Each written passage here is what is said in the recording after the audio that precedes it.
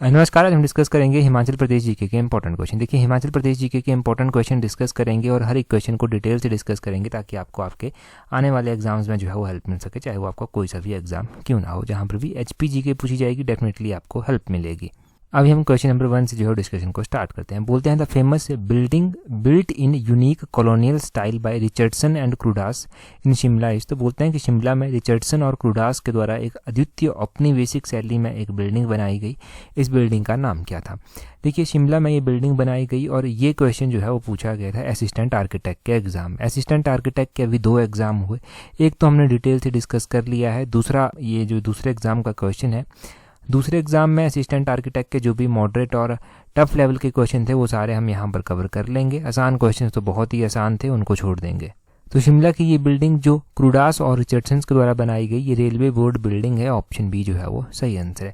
शिमला में जो भी इंपॉर्टेंट बिल्डिंग्स हैं उनके बारे में एक बार इंपॉर्टेंट डिटेल से जानते हैं। देखिए, शिमला में जो ओक ओवर है ना, ओक ओवर हिमाचल प्रदेश के मुख्यमंत्री का ऑफिशियल रेजिडेंस है। जो भी हिमाचल के मुख्यमंत्री बनते हैं उनको एक ऑफिशियल रेजिडेंस मिलता है जिसका नाम ओक ओवर जो है वो है।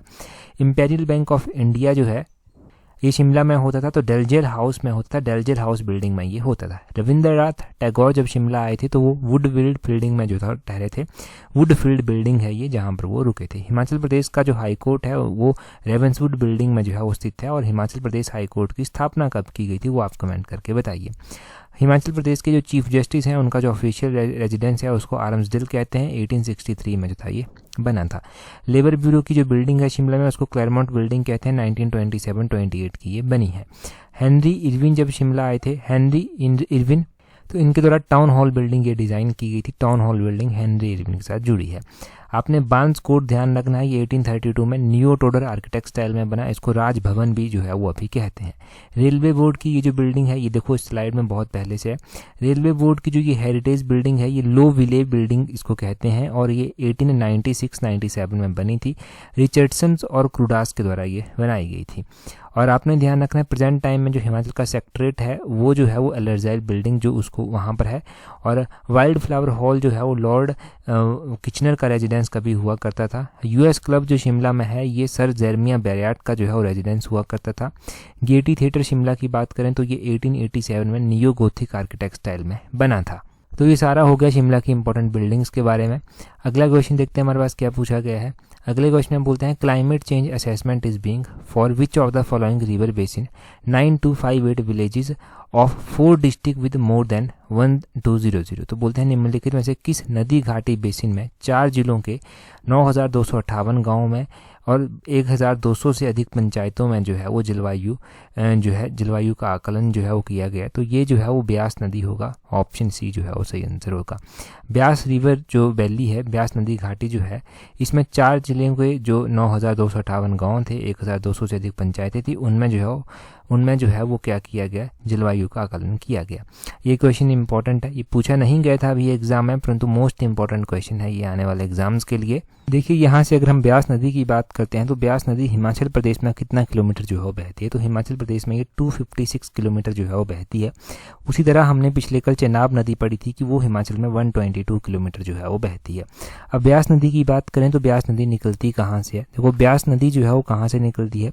ब्यास नदी जो है वो रोहतांग दर्रा जो है ना, वहाँ पर भृगुतंग झील भी है, रोहतांग दर्रे के समीप ही जो है वो वहाँ से ये निकलती है। ये आपने ध्यान रखना है।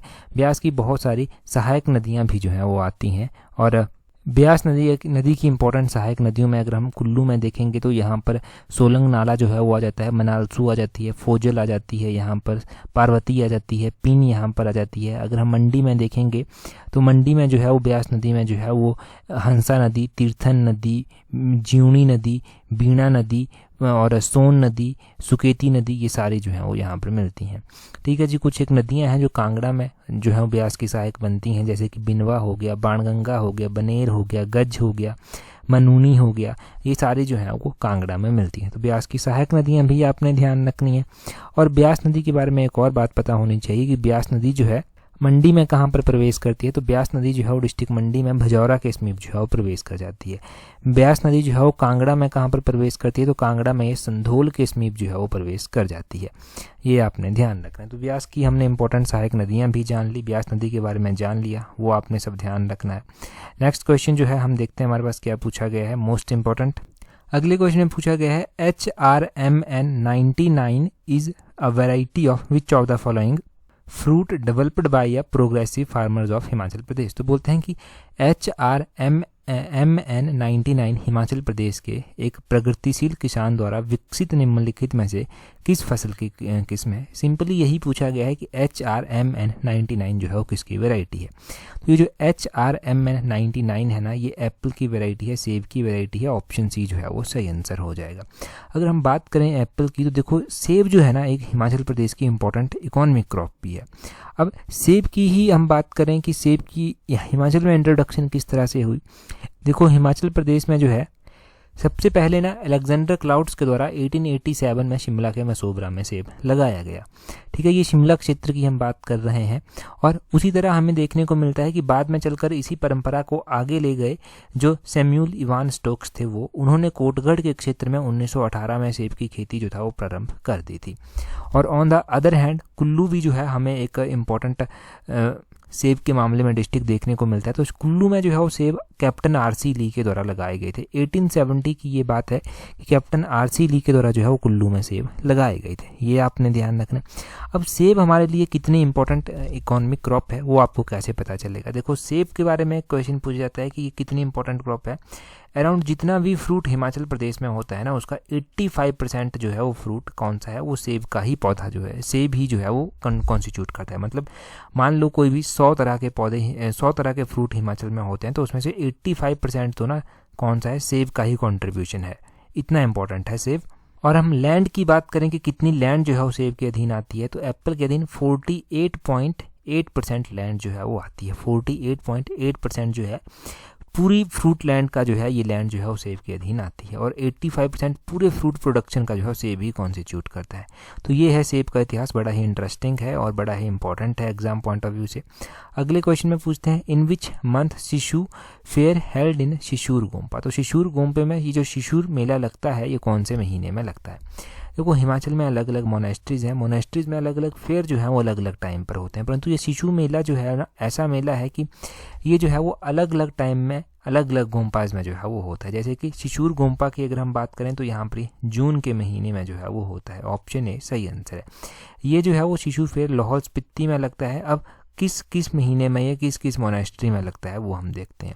जैसे कि देखिए लाहौल स्पीति में ये लगता है, शिशुर गोम्पा में ये जून के महीने में लगता है। एक गैमूर गोम्पा आता है वहाँ पर ये जुलाई के महीने में लगता है। मणि गोम्पा आता है गोंदला में, गोंदला लाहौल स्पीति में ही पड़ता है, तो वहाँ पर ये अगस्त के महीने में जो है वो लगता है।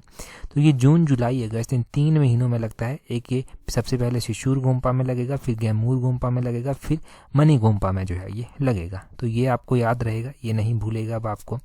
वैसे ही शिमला में जिजेड जो है ये भी एक फेस्टिवल होता है, अक्टूबर के महीने में जो है वो लगता है। थांग ग्यूंद इन मोनेस्ट्री में जो है ये लगता है। गोची त्यौहार की बात करें तो ये गुमरांग कोठी के अलॉन्ग में सेलिब्रेट होता है। जन और फेब में जो है ये सेलिब्रेट होता है। हालदा की बात करें तो हालदा फेस्टिवल जो है ये चंद्राभागा वैली में लगता है लाहौल स्पीति में। दिसंबर और जनवरी के महीने में जो है ये लगता है। और शिशु मेला के बारे में तो आपने जान ही लिया, इंपॉर्टेंट। नेक्स्ट क्वेश्चन देखते हैं हमारे पास क्या पूछा गया है। अगले क्वेश्चन में बोलते हैं who was the first president of the council of administration और administrators of Chamba state formed to look after the administration till the minor ruler Raja Lakshman Singh comes of age. देखो मिशन एलाइट का पार्ट नंबर 46 देखना, उसमें हमने ये क्वेश्चन डिस्कस किया है और अभी असिस्टेंट आर्किटेक्ट के एग्जाम में पूछा गया था।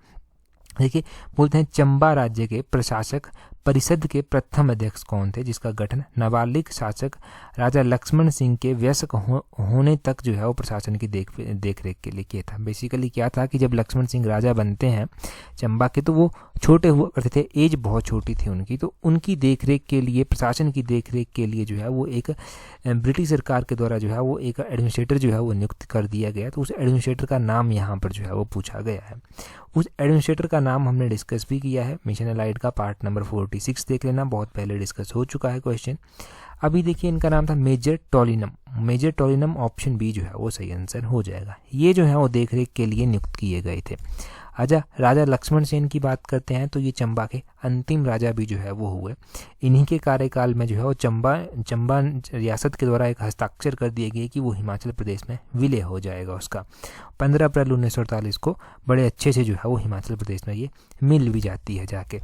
यहाँ पर आपने एक और बात ध्यान रखनी है, मेजर ब्लेड रेड, इनको लेकर कन्फ्यूजन रहा होगा। तो मेजर ब्लेड रेड बड़े पहले जो था वो चंबा में रहे और इनके द्वारा भी चंबा ने काफ़ी तरक्की जो था वो की थी। ये अगर इनकी बात करते हैं तो मेजर ब्लेड रेड जो था वो चंबा के सुप्रीडेंट बनाए गए थे। 1863 में ये सबसे पहले चंबा के सुप्रीडेंट बनाए गए थे और उस टाइम श्री सिंह का कार्यकाल जो था वो हुआ करता था। ये आपने ध्यान रखना। तो ये 1863 में बने। टोलीमन जो था वो राजा लक्ष्मण सिंह और प्रशासन की देखरेख के लिए जो था वो बनाए गए थे एडमिनिस्ट्रेटर। तो ये आपने ध्यान रखना था यहाँ से। तो यही हम यहाँ से जानेंगे, 2-3 ही, 1863 हो गया, टोलीमन हो गया, ब्लेड रेड हो गया, इतना काफ़ी है यहाँ से जानने के लिए। हाँ, पिछले कल का जो क्वेश्चन था वो तो आपको याद होगा ही। हमने पिछले कल क्या पढ़ा था कि 1839 में जनरल कनिंघम थे।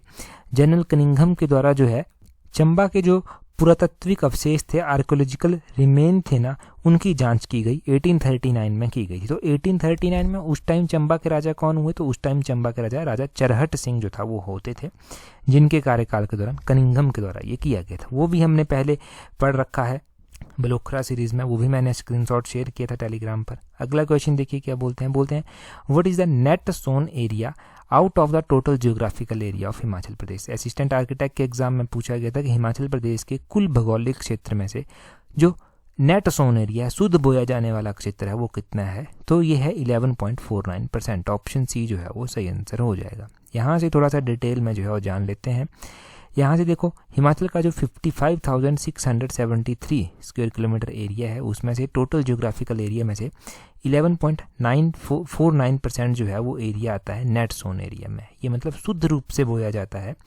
और अराउंड 24.55% एरिया ऐसा है जो फॉरेस्ट कवर जो है जिसने किया हुआ, फॉरेस्ट कवरेज जो है वो आती है।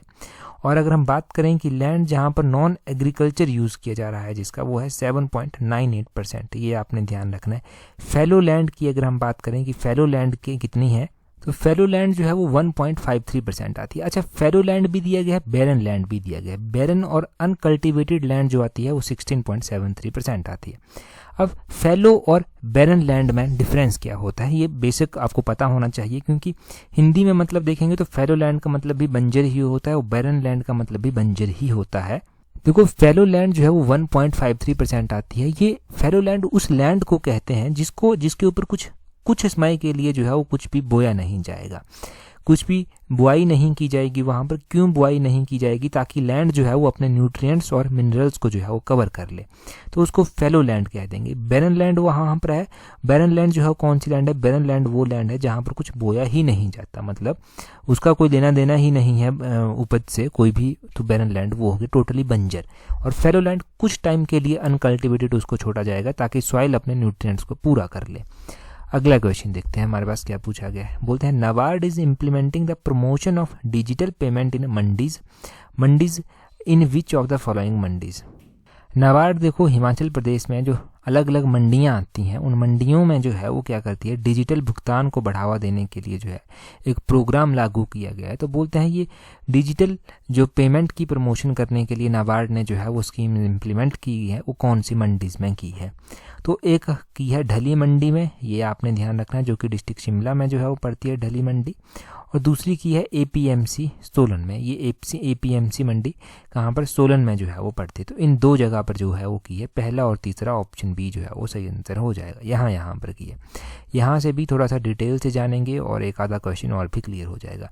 नाबार्ड के द्वारा जो है गवर्नमेंट ऑफ इंडिया का जो प्रोग्राम है promotion of digital payment in mandis, इसको जो है वो बढ़ावा देने के लिए 2 मंडियां चुनी गई हैं हिमाचल की। इन 2 मंडियों में जो है वो एक तो ढली मंडी है शिमला की और एक है एग्रीकल्चर प्रोड्यूस मार्केट कमेटी, जिसको एपीएमसी बोला गया, एग्रीकल्चर प्रोड्यूस मार्केट कमेटी, जो कि सोलन में है। इन मंडियों में जो है वो डिजिटल भुगतान की सुविधा दी गई। इसमें क्या किया गया? इसमें क्यूआर कोड जो है वो जो आड़ती होंगे उनको क्यूआर कोड जो है वो दिए जाएंगे और ये QR कोड किसके द्वारा प्रोवाइड करवाए गए हैं? ये प्रोवाइड करवाए गए हैं Himachal Pradesh state cooperative bank के द्वारा और पंजाब नेशनल बैंक के द्वारा।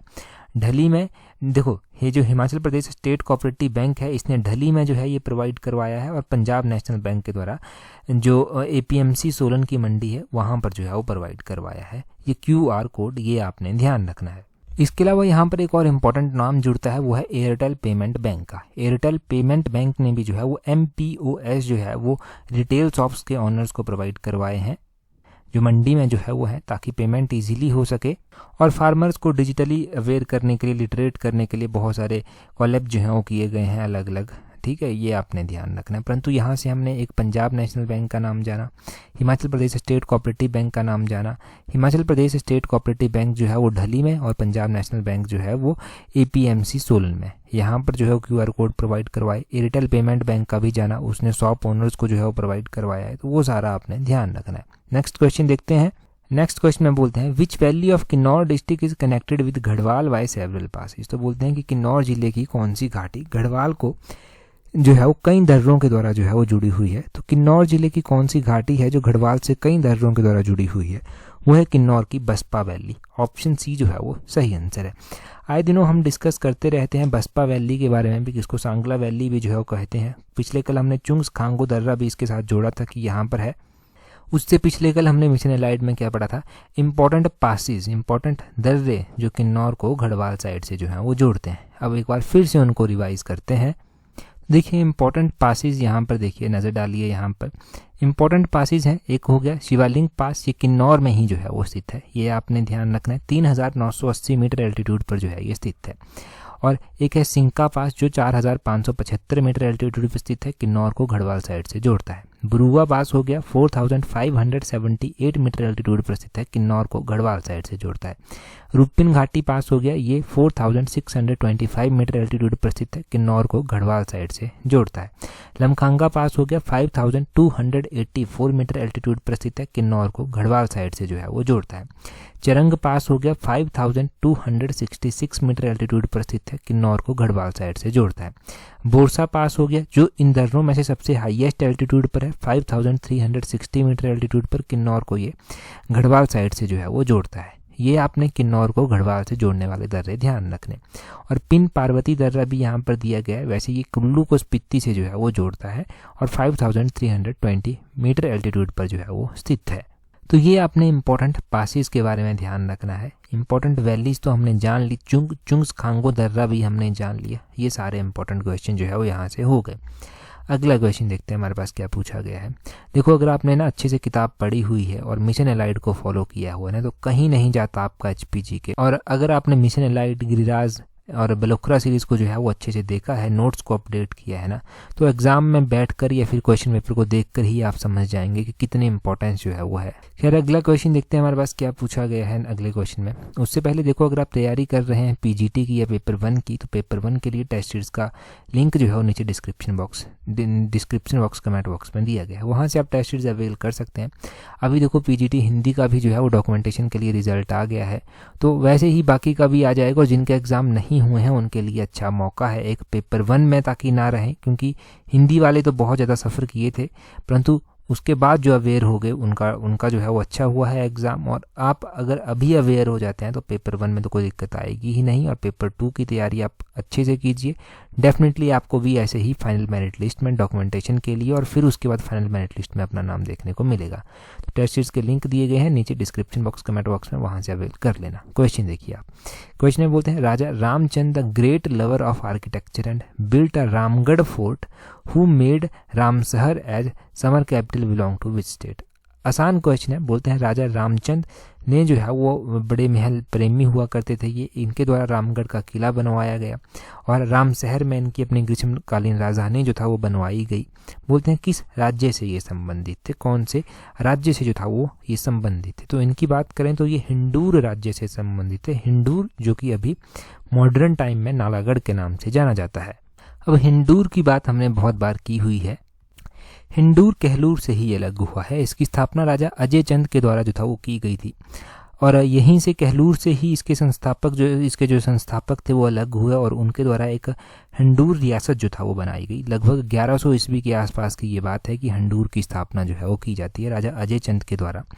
और कहा जाता है कि जब तैमूर के द्वारा 1398 में आक्रमण किया गया था भारत पर, तो हंडूर का राजा उस टाइम आलमचंद जो था वो होता था। अब आलमचंद को डर हो गया कि कहीं उसको जो है वो कोई नुकसान ना पहुंच जाए, उसके ऊपर जो है वो तैमूर आक्रमण ना कर ले। तो आलमचंद ने तैमूर की मदद जो था वो की थी फिर की, मतलब उसके साथ कोऑपरेट कर लिया था, उसके साथ एक अलायंस बना लिया था ताकि कोई दिक्कत ना उसको आए। फिर उसके बाद जो हंडूर था उसके राजा हुए विक्रमचंद ने नालागढ़ शहर की स्थापना जो था वो की थी।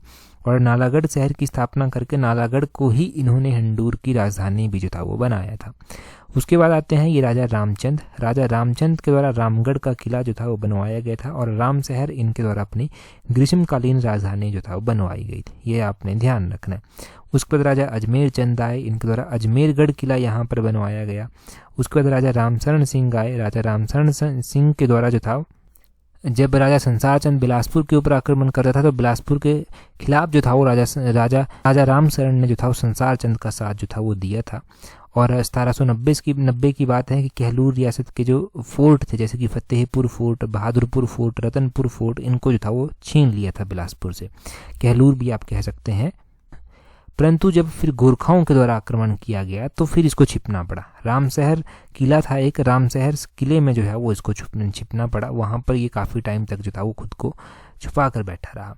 और उसके बाद हमें ब्रिटिशर्स का प्रभाव देखने को मिलता है 1857 से लेकर 1860 तक। नालागढ़ जो है वो ब्रिटिशर्स के अधीन जो था वो रहा था। और 1860 में अमर सिंह और 1878 में ईश्वरी सिंह यहाँ के राजा जो हैं वो बनते हैं।